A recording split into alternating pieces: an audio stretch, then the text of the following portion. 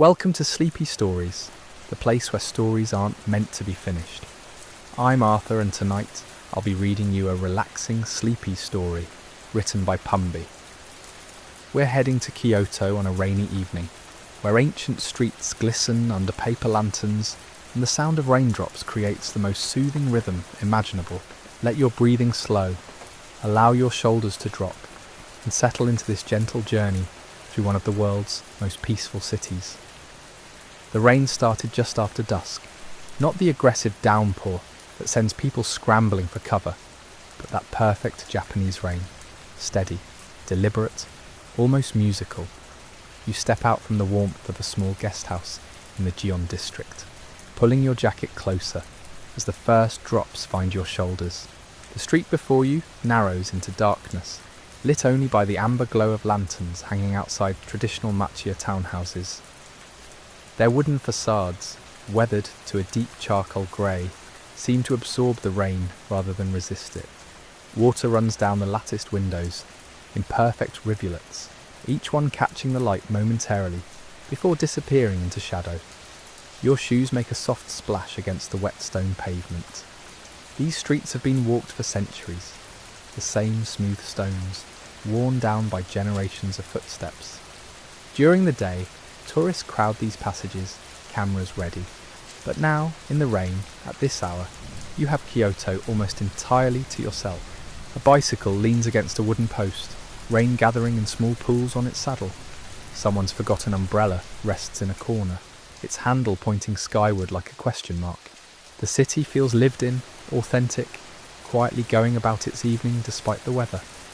Perhaps because of it, you pass beneath a red torii gate, its paint vivid even in the dim light. Rain streams off its crossbeam in a continuous curtain. Stepping through feels like entering another world, though you've only moved 3 feet forward. The air smells different here, wet stone mixed with something floral you can't quite identify. Hydrangeas maybe, though it's hard to tell in the darkness. A shopkeeper pulls down a wooden shutter with a gentle rattle. She notices you, offers a slight bow, then disappears inside. Her shop sells ceramics, you think, though you only caught a glimpse of blue and white patterns before the shutter closed. The sound of the wood settling into place echoes down the empty street. Ahead, a narrow alley branches off to the right. You've walked past it 3 times during the day without giving it a second thought. But tonight, with rain making everything unfamiliar, it looks like a passage into history itself. The alley can barely fit 2 people side by side. Paper lanterns hang at irregular intervals, their light diffused through the rain into soft, glowing orbs. You turn into it. The sound changes immediately. The main street's ambient noise, distant traffic, the hum of the city fades almost completely. Here there's only rain. It hits the traditional tile roofs above you with thousands of tiny percussion notes. It runs through bamboo gutters, creating a hollow, resonant sound. It drips from roof corners onto stone basins placed specifically to catch it, each drop creating a small splash that seems impossibly loud in the quiet. A cat appears from beneath a wooden staircase, pausing to consider you with that particular indifference only cats can manage. Its fur is somehow still dry. It must know all the protected paths through this neighbourhood, every overhang and covered passage. After deciding you're not worth further investigation, it continues on its way, disappearing behind a clay pot filled with bamboo. The alley opens into a small square you didn't know existed. In its centre stands a stone fountain, water flowing from a bamboo pipe into a rectangular basin. The rain adds to it, creating patterns on the water's surface, circles within circles, overlapping and dissolving. A single koi fish, orange and white, swims lazy patterns below. How does it survive out here? Someone must care for it, change the water, ensure it's fed, but you see no one. Surrounding the square are more traditional buildings, their sliding doors closed against the evening. Warm light glows from within one of them, and you catch the shadow of someone moving inside. Preparing dinner perhaps, living their quiet Kyoto life, while you stand here, a temporary visitor to their permanent world. The rain intensifies slightly, not enough to worry you, just enough to notice. It creates a white noise that seems to come from everywhere and nowhere. Your breathing has synchronized with it somehow, each inhale and exhale matching the rhythm of water hitting stone. You continue walking, following where the alley leads. It curves left, then right, then left again. You've lost your sense of direction completely, which feels exactly right for this evening. The rain continues its steady percussion. Your clothes are damp now, but you don't mind. There's something cleansing about it, something that makes you feel present in a way you rarely do. Ahead, through the rain, you see something that makes you slow your pace. A small temple, barely larger than a house, its curved roof dark against the night sky. Stone steps led upward, each one glistening wet. At the top, another lantern burns steadily despite the rain, protected by a small wooden shelter. The steps are calling to you, but that's a discovery for the next part of this walk. For now, you simply stand at their base, rain falling around you, breathing in the wet air of ancient Kyoto, feeling more peaceful than you have in months. Welcome to Sleepy Stories, the place where stories aren't meant to be finished. I'm Arthur, and tonight I'll be reading you a relaxing, sleepy story written by Pumby. We're continuing our gentle walk through the rain-soaked streets of Kyoto's Gion district, where ancient alleyways hold secrets and every shadow tells a story. Let your breathing slow, allow your muscles to soften, and simply listen as we climb these temple steps together into the quiet heart of old Japan. You place your foot on the first stone step. It's worn smooth by centuries of pilgrims, visitors, monks making this same ascent. The depression in its centre shows where countless feet have tread, polishing the rough stone into something almost glassy. Rain pools there now, a shallow mirror reflecting the lantern light above. Each step upward feels deliberate, not difficult, just intentional. Your hand finds the wooden rail running alongside, its surface damp and cool. Someone carved it decades ago, perhaps longer. The grain runs smooth beneath your palm as you climb. Second step, third. The city sounds fade further with each rise in elevation. By the fifth step, you've entered a different realm entirely. The rain here sounds closer, more immediate, as if you're climbing into the clouds themselves. The lantern at the top grows larger, its warm glow a beacon in the wet darkness. Moths should be circling it, but the rain keeps them grounded tonight. Just steady flame behind paper, unwavering despite the weather. 10th step, you pause, not from exhaustion but to look back at where you've come from. The alley below seems impossibly far already, though you've only climbed a dozen steps. The square with its koi fountain has vanished behind the temple's stone wall. You've crossed some invisible threshold. Continuing upward, you notice small details. Moss grows between the stones, impossibly green even in darkness. A tiny shrine sits tucked into the wall at step 15, no larger than a shoebox, housing a stone figure you can barely make out. Someone has left an offering, a single coin gleaming wet. The top arrives suddenly. One moment you're climbing, the next you're standing on level ground again, but everything has changed. The temple courtyard spreads before you, intimate and vast simultaneously. Gravel covers the ground, each stone perfectly raked into patterns that the rain is slowly erasing. A large bronze bell hangs beneath a wooden shelter to your left, its surface dark with age and weather. You resist the urge to ring it. This isn't the hour for bells. Directly ahead stands the temple itself, small, as you noticed from below, but exquisitely proportioned. Its wooden walls are dark with age, nearly black. The curved roof extends outward, sheltering a narrow veranda that runs the building's length. More lanterns hang here, creating pools of amber light. No one else is present, just you, the rain, and this sacred space. You walk forward slowly, gravel crunching softly beneath your feet. The sound mingles with rainfall, creating a texture rather than a noise. Your footsteps feel too loud, so you move more carefully, trying to tread lightly. The veranda offers shelter. You step onto it, and the rain's assault stops immediately. Suddenly you can hear it properly. The way it hits different surfaces creates different notes. On stone, a sharp tap. On wood, a hollow thud. On the bronze bell, a resonant ping. An orchestra with one instrument playing infinite variations. Sliding doors face you, closed but not locked. Paper screens behind the wooden lattice glow faintly. Someone maintains this place, keeps lights burning, ensures it remains welcoming, even at night. But they're nowhere visible. You move along the veranda, trailing your fingers against the wooden wall. The grain is pronounced here, raised by years of rain and sun. Each plank tells a story of seasons passing, of expansion and contraction, of enduring.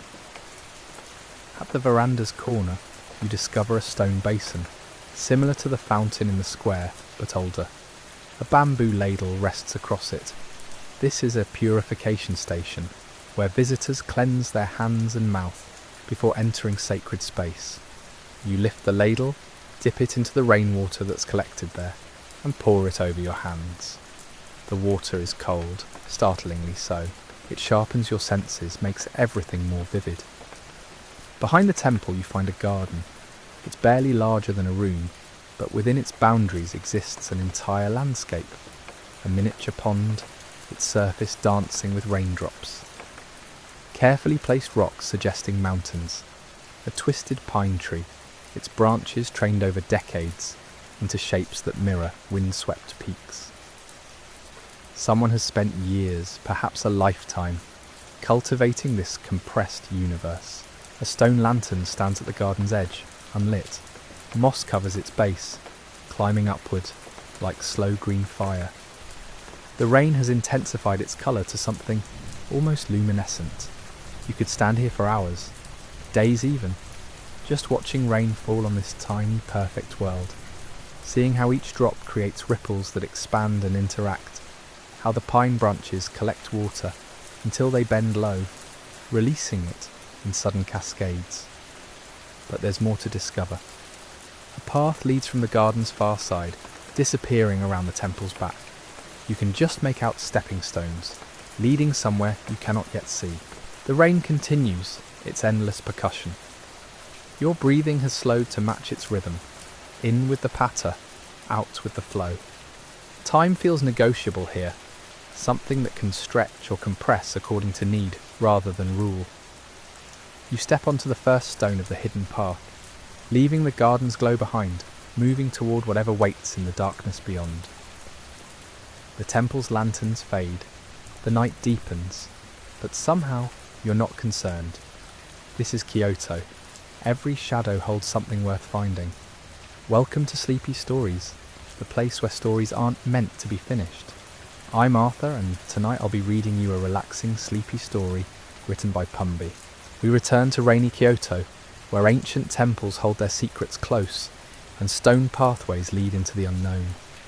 Let your breathing slow, your muscles soften, as we continue wandering through this tranquil night, where every shadow promises discovery. The stepping stones are slick beneath your feet, rain making each surface treacherous. You move carefully, arms extended slightly for balance, feeling your way forward through darkness that's grown nearly absolute. The temple's glow has vanished entirely. Only the sound of rain remains constant, a companion that never wavers. Your foot finds the next stone, then the next. A rhythm emerges. Step, pause, listen, step again. The path curves, though you sense this more than see it. The quality of darkness changes. Trees must be overhead now, because the rain's character shifts, becoming less direct, filtered through leaves that redirect it into larger, heavier drops. One lands on your shoulder, another on your head. Cold pinpricks that make you gasp quietly. Something appears ahead, a faint suggestion of light, so dim you're not certain it's real. You blink, trying to clear rain from your eyelashes. Yes, there it is. Not bright, not even particularly visible, but present. A destination. The stepping stone's end. Your foot meets gravel, then grass. You're in another garden, though this one follows different principles than the manicured perfection behind the temple. This space feels wilder, less concerned with human aesthetics. Bamboo grows here in thick groves, stalks creaking as wind moves through them. That's where the sound comes from. Not quite music, not quite speech, but something between. Bamboo talking to itself in a language of friction and flex. The light source reveals itself. A small structure, barely larger than a closet, sits nestled among the bamboo. Its door stands open. Inside, a single candle burns. Not an electric imitation, but actual flame, wavering and alive. The shelter is a meditation hut, you realise. A place for contemplation, for sitting with thoughts until they dissolve. You approach slowly, drawn by that solitary flame. The hut's interior is simple beyond measure. Tatami mats cover the floor. A small shelf holds the candle, nothing else. No decoration, no comfort, no distraction. Just space and silence, and that flickering light casting shadows that dance across woven straw. Should you enter? The open door suggests permission, but you hesitate anyway. This feels private, sacred, meant for serious seekers rather than curious wanderers. But the rain decides for you, intensifying suddenly, becoming a downpour that soaks through your clothes in seconds. You step inside. Immediately, the world's volume drops. Rain still falls, but the hut's roof muffles it, transforms it into something distant. You sit on the tatami, legs folding beneath you naturally. The mat is firm but yields slightly, supporting without cushioning. Your wet clothes cling uncomfortably, but somehow this doesn't matter. Discomfort exists, yes, but it's just another sensation, no more important than the candle's warmth or the bamboo's creaking. How long do you sit there? Minutes? Hours? Time performs strange mathematics in spaces like this. Your breathing becomes the loudest sound, each inhale and exhale marking moments that refuse to accumulate into anything measurable. The candle burns steadily, its flame perfectly vertical in the still air. Wax melts slowly down its side, building tiny mountains of hardened drips. Your mind begins doing what minds do in silence, producing thoughts like a factory that cannot stop manufacturing. Memories surface randomly. Conversations from years ago, errands you need to run, worries about things that haven't happened and probably never will. But here, in this small space with rain falling and bamboo creaking, the thoughts feel less adhesive. They arise, exist briefly, then fade without requiring engagement. You watch them the way you might watch clouds, noting their shapes but not trying to hold them. The candle's flame wavers suddenly, responding to some air current you cannot feel. For a moment, you think it might extinguish, but it recovers, burning brighter briefly, before settling back to its steady glow. Resilient little flame. It's probably been burning for hours, will burn for hours more, patient and persistent. Outside, the rain's intensity varies. Sometimes it hammers down furiously, making the bamboo grove hiss and thrash. Other times, it gentles to barely a whisper, individual drops distinguishable against leaves. The weather cannot decide its mood, cycling through variations like someone shuffling through radio stations. You notice your reflection in a small puddle that's formed just outside the hut's entrance. The candle's light catches it, showing you your own face distorted by ripples. You look different somehow, softer maybe, or perhaps just unfamiliar from this angle, in this light. The person looking back seems calm, though you're not entirely sure you feel calm. Maybe you just look that way. Maybe there's no difference. A sound breaks through the rain's monotone. Footsteps, careful and measured. Someone else is here, navigating the same path you followed. The steps grow closer, then stop. You sense a presence just outside, considering the hut, perhaps seeing you inside and deciding whether to intrude. Then the footsteps resume, circling around, moving past. Whoever it was has chosen a different destination. You're alone again. The candle has burned down noticeably now, maybe halfway through its length. Eventually, it will gutter and die, leaving this space dark. But that moment hasn't arrived yet. For now, there's still light, still warmth, still this small pocket of shelter, in the vast rainy night. You close your eyes just for a moment, just to rest them. The darkness behind your eyelids feels different from the darkness outside, warmer somehow, more personal. Rain continues its eternal falling. Bamboo continues its patient creaking. Welcome to Sleepy Stories, the place where stories aren't meant to be finished. I'm Arthur, and tonight I'll be reading you a relaxing, sleepy story written by Pumby. We continue our journey through a rainy Japanese bamboo forest, where a small tea hut offers shelter from the storm. Let the sound of falling rain wash away the day's tension as you settle deeper into comfort, your breathing slowing with each word. The candle's flame dances slightly, responding to your breath. Strange how such a small thing can anchor attention so completely. You watch it without trying to watch it, the way you might observe distant lightning, present to it but not consumed by it. Your eyelids grow heavier, though sleep feels distant still, somewhere beyond this moment of perfect stillness. When you open your eyes again, the puddle outside has grown. It's transformed from a simple depression in the earth to a proper pool, its surface alive with concentric circles where raindrops land. Each impact creates a tiny universe of ripples, intersecting with others, forming patterns too complex to predict, yet somehow perfectly ordered. Mathematics written in water. Your body has settled into the tatami completely now. That initial discomfort from wet clothes has faded into irrelevance. Temperature exists, yes. Dampness exists. But they're just conditions, no more significant than the wooden walls or the stone beneath the hut. Everything simply is, without requiring judgment. A memory surfaces unexpectedly.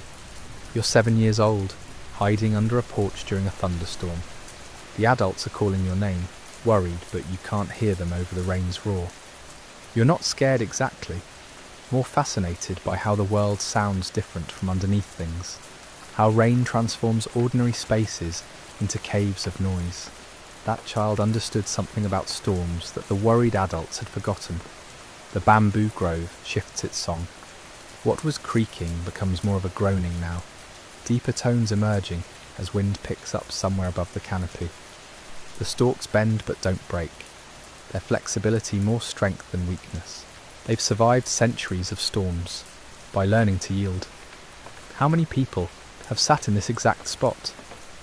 The hut feels ancient, though it might be relatively new.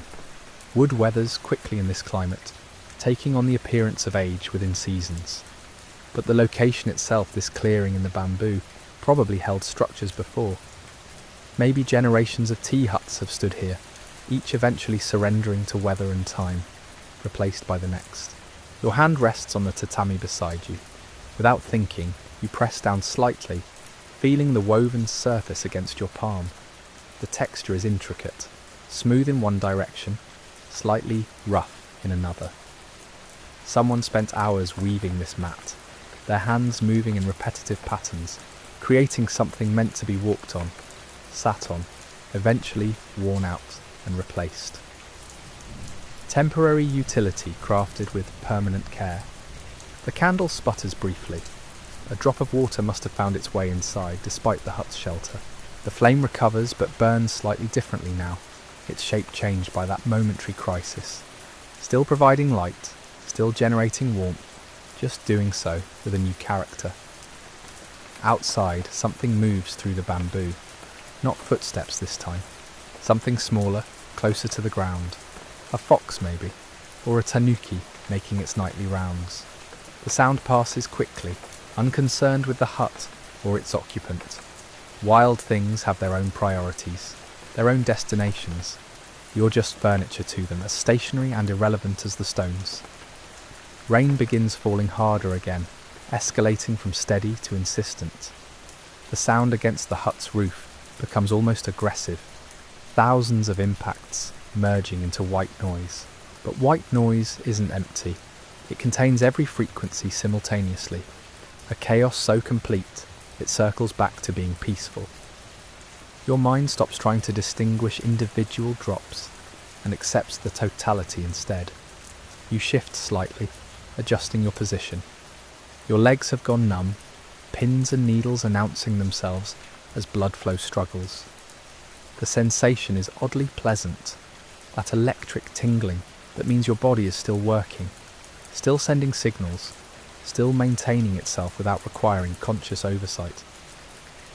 Millions of processes happening right now, beneath your awareness, keeping you alive, keeping you present. The reflection in the puddle has changed. More rain means more distortion. Your face is barely recognizable now. Just suggestions of features, hints of human form, broken into abstract shapes by constant ripples. Maybe this is more accurate anyway. Maybe we're all just temporary arrangements of elements, holding pattern briefly before dissolving back into randomness. Time continues its strange behaviour. Has an hour passed? 3 hours? The candle suggests significant time, now burned down to perhaps a third of its original height. But your sense of duration feels compressed and expanded simultaneously, as if you've been here both forever and only moments. A bird calls somewhere in the darkness, its cry sharp and sudden. What kind of bird sings in rain at night? Something disturbed from sleep perhaps, or a creature whose rhythms don't match human expectations of when birds should be silent. The call comes once, twice, then stops. Message delivered or question asked, though to whom and about what remains mysterious. Your breathing has synchronized with the rain somehow. Each inhale matches a certain pattern in the downpour. Each exhale corresponds to a lull. You didn't plan this coordination. It simply emerged, your body finding rhythm in chaos the way it always does, seeking patterns, creating order from disorder. The candle's base has accumulated a small mountain of melted wax now, building itself a foundation even as it consumes itself from the top. Creation and destruction happening simultaneously, inseparable processes. In a few more hours the candle will be gone entirely, but this wax formation will remain, evidence of light that once was. Your eyes close again, heavier this time. Welcome to Sleepy Stories, the place where stories aren't meant to be finished. I'm Arthur, and tonight I'll be reading you a relaxing, sleepy story written by Pumby. We continue our quiet vigil in a mountain hut, where rain falls endlessly and a single candle burns through the night. Let your thoughts settle like mist in a valley. Allow your body to sink deeper into comfort as we return to this place of stillness. The darkness behind your eyelids isn't empty. Patterns drift across the black canvas, phosphines dancing in colours that don't quite exist in the waking world. Geometric shapes bloom and fade, neural static translating into visible form. Your brain creating entertainment from nothing, finding something to perceive even in absolute darkness. This is what minds do. They fill voids, generate content, refuse pure emptiness. Even in sleep, the engine continues running, just pointed inward instead of outward. The rain's character has shifted again. Less aggressive now, returning to that earlier steadiness. The crisis has passed. Storms have moods like living things, building and releasing tension, exhaling after holding their breath. You wonder if the stream has risen further, if it's now touching places that normally stay dry. Tomorrow, evidence will remain. Debris caught in branches, at unusual heights, watermarks on stones, small rearrangements of the landscape, visible only to those who notice such things. Opening your eyes requires effort now. The lids feel weighted, reluctant to lift. When they finally do, the candlelight seems dimmer than before, or perhaps your pupils have dilated so completely that any light feels excessive. The flame continues its slow consumption, eating wax and oxygen, converting matter into light and heat and time made visible. Something in your pocket presses against your hip. You'd forgotten it was there, a small stone collected earlier, before the rain started, when you were still moving through the world, instead of sitting still within it. Your fingers find it now, bringing it out into the candlelight. Just a rock, nothing special. Grey with flecks of something darker, worn smooth by water over years you cannot comprehend. This stone existed before you were born. It will exist after you're gone. Right now, briefly, your paths have intersected. You hold geological time in your palm. The hut's shadows have become familiar friends, that corner where darkness pulls deepest, the way the roof beam cuts across the ceiling, creating a boundary between light and its absence. You could draw a map of this space now, with your eyes closed, having studied it so thoroughly without meaning to. Enforced stillness turns observation into meditation. Nothing else to do but notice. Your breathing has slowed to perhaps 6 breaths per minute, maybe fewer. This happens sometimes in deep rest, the body deciding it needs less oxygen, everything downshifting into energy conservation mode. Each breath becomes an event rather than an automatic process. You feel your ribs expanding, the cool air entering, the pause at the top, the warm air leaving, the pause at the bottom. 4 distinct phases to something you normally never consider. The puddle's reflection has stabilised.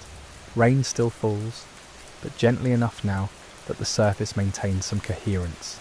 You can see yourself again, ghostly in candlelight, features obscured but recognisable. 2 of you existing simultaneously, one made of flesh and thought, the other composed entirely of light bouncing off water. Both equally real in this moment, both disappearing the instant conditions change. How many people have sat in this exact spot? The hut isn't ancient, but it's not new either.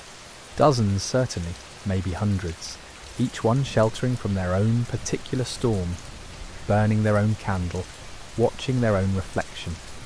All those moments of solitude layered on top of each other, occupying the same space at different times.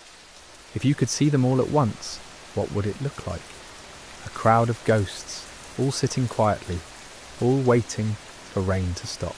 The stone in your hand has warmed to body temperature. No longer cold against your palm, it now feels like an extension of yourself. You close your fingers around it, feeling its weight, its solidity. Pocket philosophers carry stones sometimes, physical anchors to reality when thoughts drift too far into abstraction. Maybe that's what you're doing now, holding on to something undeniably real while everything else blurs. Your neck releases tension you didn't know it was holding. Muscles you cannot name let go of positions they've maintained for hours. The body knows when safety has been established, when vigilance can finally decrease. You're not in danger here. The rain cannot reach you. The darkness cannot harm you. Time has lost its urgency. Nothing requires your attention except this moment, then the next one, then the one after that. The candle flame elongates, stretches upward, as if reaching for something. Then it settles back into its normal shape. Wax has shifted in its base, creating momentary imbalance before finding equilibrium again. Everything seeks balance eventually. Water finding level, heat dispersing toward cold, energy spreading until it's evenly distributed. The universe's persistent movement toward sameness, toward rest. Outside, the rain continues. Inside, warmth persists. Between these 2 conditions, you exist. Neither fully sheltered nor exposed, neither completely isolated nor connected. Just present in this space, this moment, this breath. The candle burns lower. Your eyes grow heavier. The stone rests in your hand. Rain falls on the roof. Everything exactly as it should be. Exactly as it is. Exactly as it will be, until it becomes something else entirely. Welcome to Sleepy Stories, the place where stories aren't meant to be finished. I'm Arthur, and tonight I'll be reading you a relaxing, sleepy story written by Pumby. We return one final time to our shelter in the bamboo grove, where a candle nears its end and the rain shows no signs of stopping. Let everything soften now. Allow whatever needs releasing to simply drift away. The candle has perhaps 20 minutes left, maybe less. Its flame burns in a small pool of liquid wax now, floating on its own melted remnants. The light flickers more frequently, struggling slightly, but never quite giving up. Determined little flame. It will burn until there's nothing left to burn, then disappear as if it never existed. But the warmth it provided was real. The light it cast was real. Absence doesn't negate presence. Your head tilts forward slightly, chin dropping toward chest. You catch yourself, pull upright again, but the effort feels immense. Sleep is no longer distant. It's right there, just beyond the edge of consciousness, patient and inevitable. Fighting it seems pointless now. Why resist what wants to come naturally? The rain has found its final voice for the evening. Not heavy, not light, just constant. The sound has become indistinguishable from silence.